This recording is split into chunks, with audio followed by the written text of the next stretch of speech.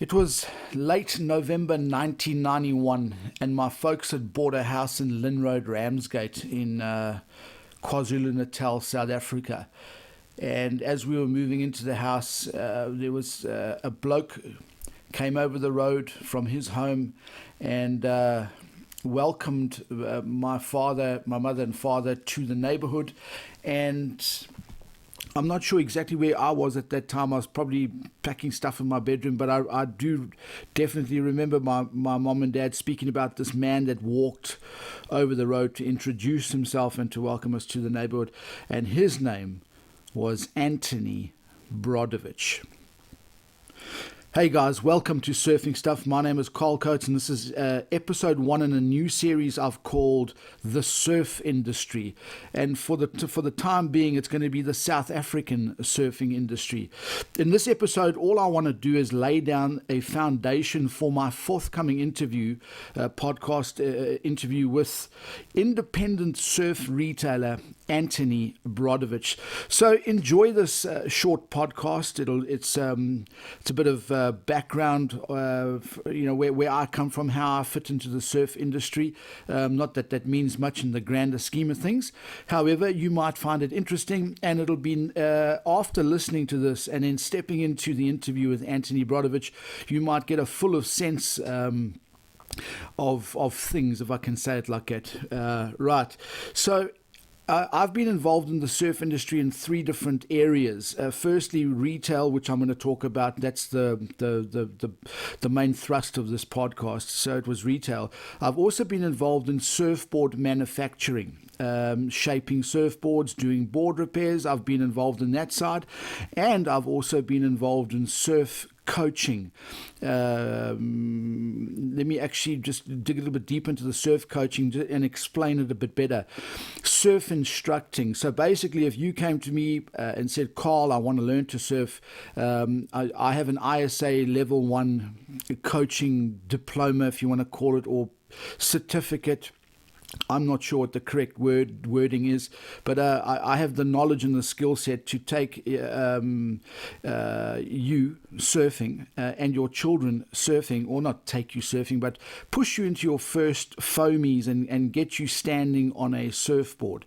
And then later on, I also went on to do my ISA level 2 coaching. So that basically means I could train up an individual or a team to go get gold, basically, if I can say it like that in a nutshell. So I've been involved in the surf industry in those 3 areas. Now today I want to focus in on the surf retail part of it, which is the build up to my interview with Antoni Brodowicz. So how it all started for me was, I just mentioned a moment ago, in 1991, my folks bought a house next door to Antoni Brodowicz, the owner of a shop called Surf Action, which is situated in Margate, KwaZulu-Natal, South Africa. Antoni also has another retail outlet in a little village called Ramsgate, which is the next town on from Margate, and he has an outlet there called the Blue Cool Surf Shop. So how it started for me was we moved next door to Antoni, and in 1991, I'm not sure how the schooling structure is in South Africa now. I know I don't live in South Africa anymore, and where I live, the schooling structure is very different. So in 1991, I was in what was then called Standard 5. So I would have been about 11 or 12 years old, and going into high school in January of 1992, I would have been 12 because I turned 13 in March, that's right. So I was a 12-year-old little peckerhead, and I got to meet Ant, and my dad told me that he worked at a surf shop, and from that November through to the January, I met Antoni's son Byron. And obviously, Byron, he's a couple of years my junior. But hey, come down to my place, and I went down there, and I got to meet Antoni's wife at the time, and got to meet Ant, and the whole surfing thing just absolutely captured me. Not wanting to win titles and contests, because at that stage, I mean, it was my first summer riding a boogie board at Southbroom, the famed Southbroom Beach, and in those days the Manduv boys were there. I don't know if you've ever heard of them. Wonderful bunch of talented surfers, the likes of Paul Harris, Dallin and Nevin Davidson, the Kutzer brothers, Rory and Shane. And the list goes. The Van Niekerk brothers. There was Bruno Hansen. There was Brad Dowie. Brad Hardwick, goodness, man, and Dave Mitchell was in the mix there. You've got a whole bunch of guys. Anyway, so I was a youngster, and the Manduv boys were there, and I was riding a boogie board, so you can go figure that one. Anyway, but in that time, that was my first summer at the beach, at a main surfing beach. And it captured me, but it captured me not in the way like I just said now, not to win titles and to be competitive, no, but the surf industries. I don't know what it was, but that's what I wanted to do.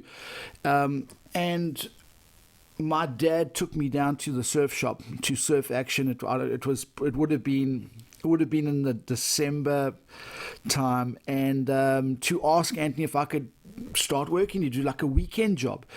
And I can clearly remember walking in there with my dad, and Antoni saying to my dad, Michael, hey, and he gave him the whole rundown on how it is and blah, blah, blah. And I was like, I'm in. This is it. This is what I want to do. And at 12 years old, I knew that I wanted to be a surf retailer. That was my world, and that's what I wanted to do. And I did it. And I started working my first weekend of high school. Never forget, the later part of the December 1991, I got chicken pox, bro. And it obviously cleared up. And my first Saturday morning at Ant Shop, I can still remember having the chicken pox scars on me. I'll never forget that. And that December, I remember a guy called Clinton Gregory was working there. And I remember that clearly. Oh, Clint, what a great surfer. Great chap too. If I remember correctly. And I started working in Ant Shop in January of 1992 as a 12-year-old. Now, before anybody gets upset and says child labor this and child labor that, it was just a weekend job to learn the ropes. So my job was to set, when customers walked in, it was to obviously say hello and that. But when they rummaged through the T-shirts, as customers do, my job would, after you put a finger space between the hangers, right? That was my job. And any stock to unpack, I'd put the baggies on the clips and put them in their size 30, 32, 34, 36, 38, and so on and so forth. And then go collect the post. Never forget the post box. What was it? The post box 1482, if I remember correct, Margate. So I don't know, I believe the postal system's collapsed in South Africa. I'm not sure if that's true, but that's what I've heard. Anyway, so I remember my walks up to the post office collecting the post. I do the bank. In those days, you go do the banking, right? So you get all the cash that you've made from the week, fill out the deposit form, and my job would be to go walk up to Nedbank or Standard Bank. I think it was Standard Bank actually, and do the deposit and blah, blah, blah. So that's how I started. And that became a full-time job in 1996 for me, and then right up until 2006 when I committed financial suicide and moved on. So it was a wonderful time, but there's a lot more to my time at Surf Action that I want to delve into now. And again, it's in preparation for my interview with Antoni Brodowicz, who's still in business. He's a surviving independent retailer in these current crazy times. So that was how it all started for me. I moved next door to Antoni Brodowicz. I was captured by the surf shop beach scene, and went and asked for a job. Got the job. I got a Saturday morning job, and I did that. I never missed a Saturday. I never missed a Saturday that first year. In fact, I don't think I ever missed a Saturday unless I was away at an old saying: if you lie with dogs, you get fleas. I say that with love and respect. My first summer at Southbroom, I met a now a lifelong friend of mine, Lee Gilmore, and he rode kneeboards. And I bought Lee's. I don't know what made me want to start riding a kneeboard. Maybe I just lacked confidence standing up. I don't think I'd ever tried it. I think I was intimidated by the Manduve boys probably. I didn't believe I could do it, so I just didn't do it. And I saw Lee Gilmore riding a knee machine, and I thought, that's what I want to do. So I wish I'd stood up, but I didn't. So I bought, and Lee Gilmore, that Christmas, in fact, that's right, my dad bought me Lee Gilmore's board, his second-hand. It was a Spowie. Do you remember Mark Spout, the late Mark Spout? Now, Spowie used to live in Ramsgate, and he had a shaping bay up there where Sven Wikström lived. Today it's a place called Rocky Ridge. It's like a restaurant place. And Lee had a 5'2" thruster square tail Spowie kneeboard that my dad paid. He paid 250 Rand for it. And remember, it was those old big red 50 Rand notes with the ship on it, if I remember correct.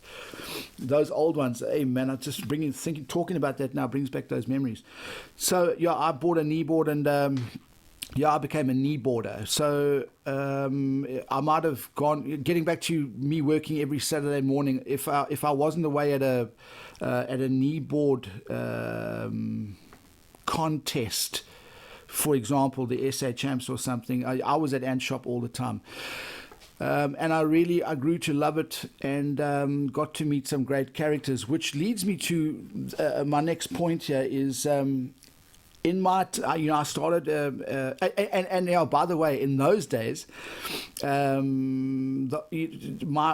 rate of pay. This is funny, man. My rate of pay then was R3.50, and a T-shirt then. Back in 1992, I remember. We'll talk about brands in a moment, but.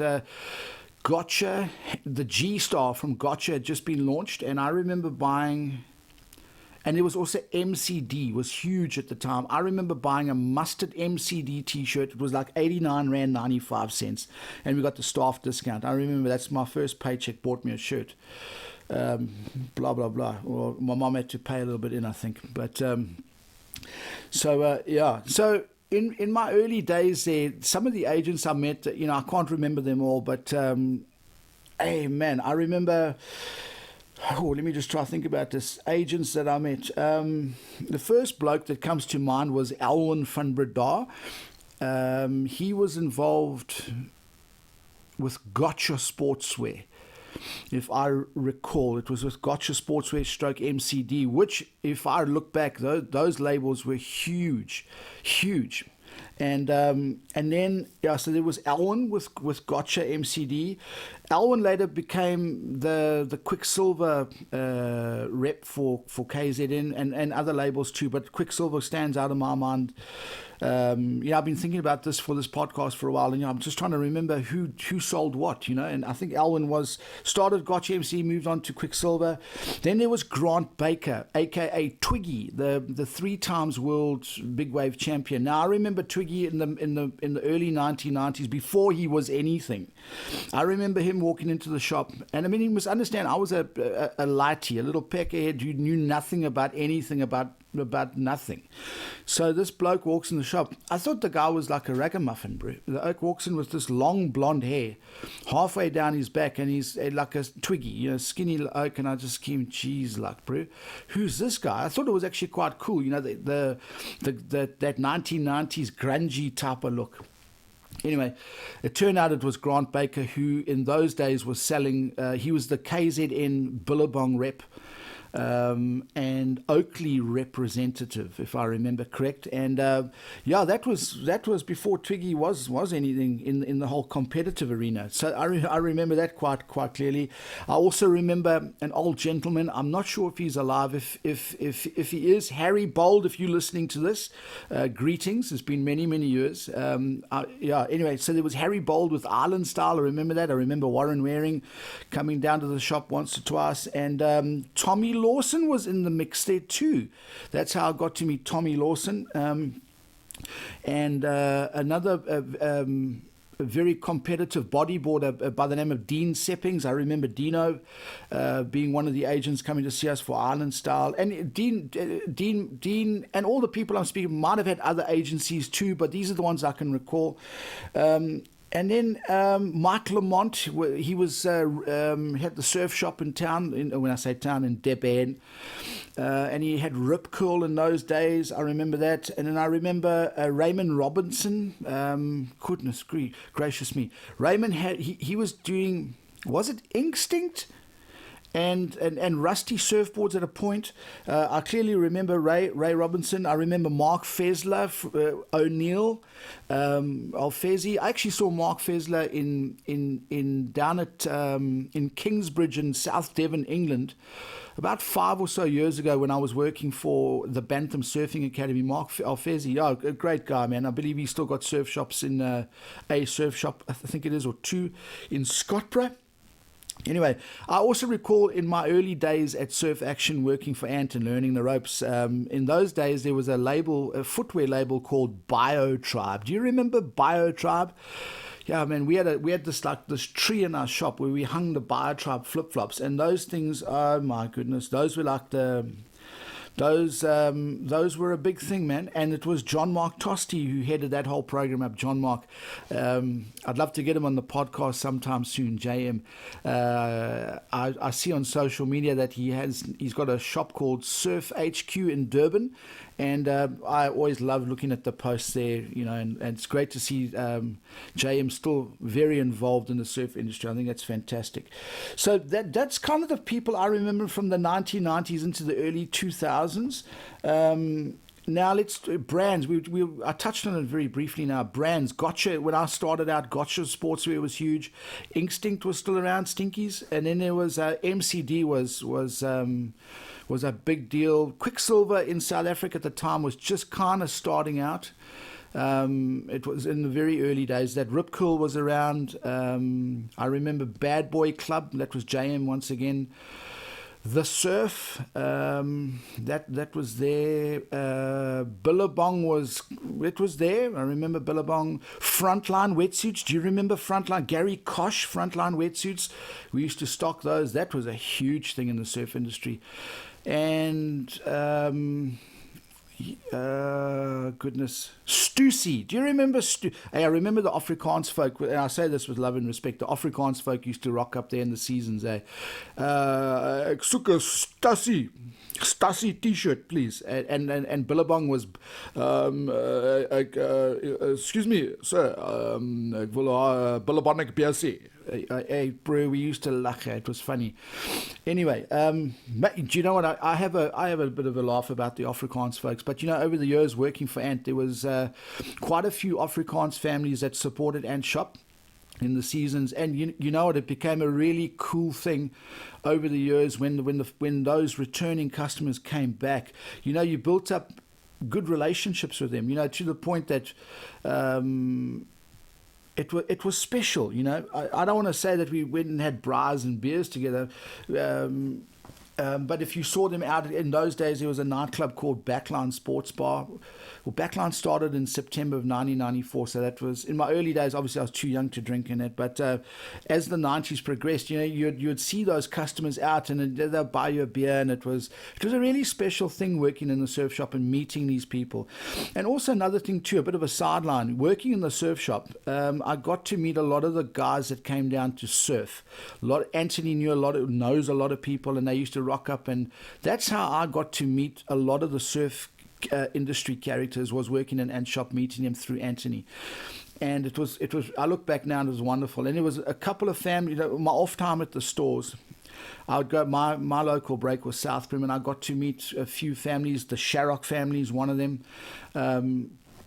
Old Big Sharrock, Big and Sue. I actually wrote a song about their family. I've got a music channel too, by the way. It's cool. If you look up Karl Coates music on YouTube, you'll see I've got some demo stuff up there. Anyway, I met some wonderful families via the surf shop down at the beach, if you know what I'm saying.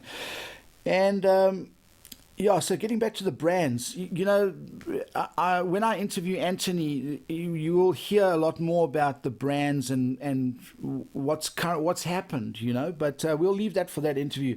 Let's move off the brands. I want to talk about other independent surf shops that were around in my hometown at the time, and As I'm talking to you, obviously, hopefully, I can remember some of the stuff. There were other surf shops, independent. Now I'm talking independent surf shops here, independent retailers. Well, let's start up in Umhlanga. I did an interview the other day with Patrick Reno and Paul van der Waal came up. Paul owned a surf shop called Aloha Surf in Umhlanga, and he was a standalone store. Coming back down onto the lower south coast, Margate, you had Dougie Haralambous. He had offshore. You had Louis Wilmrans had ocean sport. Louis still there. I think Dougie's called it a day with offshore. If I stand corrected on that, so Dougie, if you are listening, if I've messed it up, you can just drop a comment in the comment box down below there and correct me, please. So there were other surf shops around, and what was really special about the independent surf shops in those days is you kind of had folks that supported. There was also Surf and Style, or Shelley Coney. I can't believe I almost forgot to mention that. The late Shelley Coney had her store. Now her husband Lyle had country rhythm surfboards in the industrial area of Margate, and just up the road from Lyle was Gary Kosh with the Frontline wetsuits. So it was a happening town. It was very cool in those days, and I'm just thinking back now to what are we talking surf shops here? Yeah, to me as a teenager, it would appear that each surf shop had its loyal followers, if you can say it like that. I know there was a core of guys that would only buy their wax and boardies from Ant. Then there was Oaks that didn't like Antoni and went and shopped at Louis' thing. Whether it be price point or just personality issues, I don't know. But Louis had his clientele, Antoni had his, or Doug had his, and in the time when Shelley was around, Shelley had hers, and I think that was really wonderful. It was localism, and which makes me think about surf clubs. Let me just talk about that for a moment. With the surf shops, with the independent retailers, like Shelley and Antoni, for example, they were both committee members of South Shore Surf Club. So Shelley would have her an entry form there for the monthly meet, and Ant would have. So the people that shopped at Shelley would enter there. The folks that shopped with Antoni would enter there, type of thing. I remember that. So the surf club scene was big then. We had localism. There was Wild Boys. There was South Shore. That was the lower South Coast clans, and then obviously Durban had theirs, and the North Coast had theirs too, I'm sure. So that was also quite a part of the whole scene. But getting back to the independent retailers here. Later on, and I'm moving on a bit here, later on in my time working at Surf Action with Antoni Brodowicz, there was the advent or the beginning of concept stores, where Quicksilver became a big label, and we sold Quicksilver, obviously. And they opened up concept stores. And then you had Billabong that did the same thing. That seemed to be the fashionable thing to do. I also remember Dougie Haralambous from offshore opening up a string of like a chain of stores offshore all around the country, if I'm not mistaken. And again, if I've got that wrong, Dougie, let me know in the comment box down below. And it was a big thing, and then later on, Rip Curl started doing the same thing too. Now, Rip Curl had an ownership change in my time with Ant. So Rip Curl did their thing. And I think to a degree it was great, because if you could walk into the Quicksilver concept store. I remember walking into one in London. In 1999, I think it was. I was over in London, and it was just a wonderful thing to see the old memorabilia that they'd got from yesteryear, and it was really, really cool. And I think it was great to a point, but to the detriment of the independent retailers. And in my interview with Antoni, I'm sure Antoni will bring that up and share his thoughts and his ideas about it, which I'm really excited to interview Antoni about that. But there was one time I remember a number of years ago traveling back to South Africa to, I don't know what, It wasn't a surfing holiday. I had some family business to attend to, and I needed, when coming back, I wanted to buy some travel bags, and Ant didn't have what I needed. And sadly, and he just admitted, he said, "Hey, Carl, go check the Rip Curl store out in Shelley Beach," because they had a buy one get one free sale on. So I bought a travel bag, a Rip Curl travel bag. I paid about $700 or $800. No, in fact, it was more. It was about 1,200 or 1,500. I can't remember. It was a big. It had a big ticket on it. I bought one and I got one free, and I just thought to myself, yes, I personally would have rather bought from Antoni, but because of the deal that was going on, it would be foolish just to buy a $2,000 or a 1,500 rand bag from Ant and miss out on a free one from the shop up the road. I mean, loyalty goes so far, sadly, when you're buying surf gear, that is.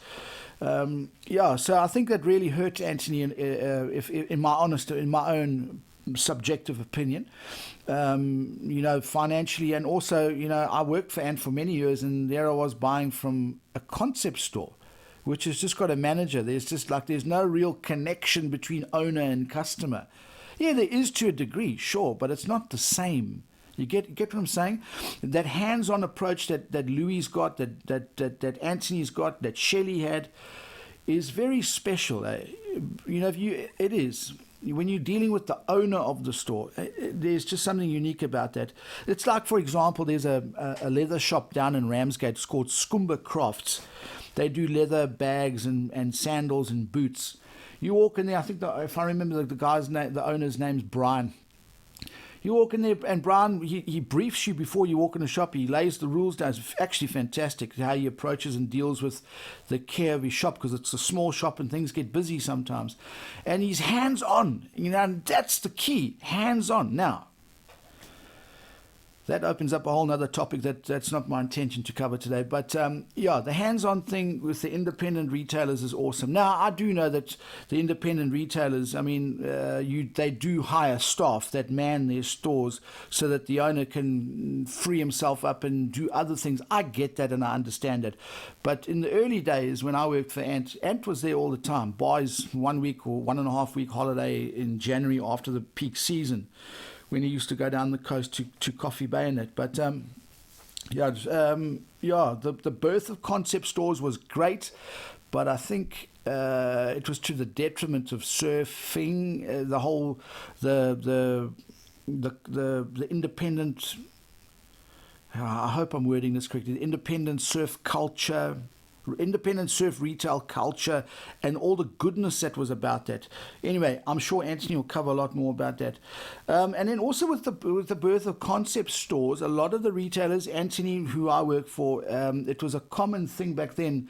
Ladies surfwear became really big, and surf shops would actually open up a secondary store, and that'll just purely be ladies. That's how it was at the time. It was quite an amazing thing to be a part of, So, and once again, I'm sure when we interview Antoni, that'll also come up in conversation, no doubt about that. And then,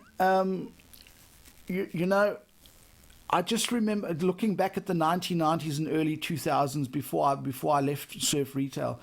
It was a seasonal gig too, and I think, and this is just a thought that's come to mind now. Where surf action was or is. It's in Margate. There's Blue Cool and Ramsgate. It's a seasonal thing. Those shops don't cook throughout the whole year. If they did, yes, the folks would be high net worth individuals. But it doesn't. It's a seasonal thing. And now with the concept stores popping up countrywide. When Sarel used to walk into the shop and buy 10 Stussy shirts and 10 pairs of baggies from Instinct, the volley shorts, you buy those, and then you buy like his Oakley glasses that'll have him covered for the year. He would wait a whole year to come to the coast to buy his 10 Stussy T-shirts, my bro, and his board shorts. And that's a fact. Now you got the indies, the concept stores opening up all over the place. Now Sarel schemes, hey, but I can buy them here.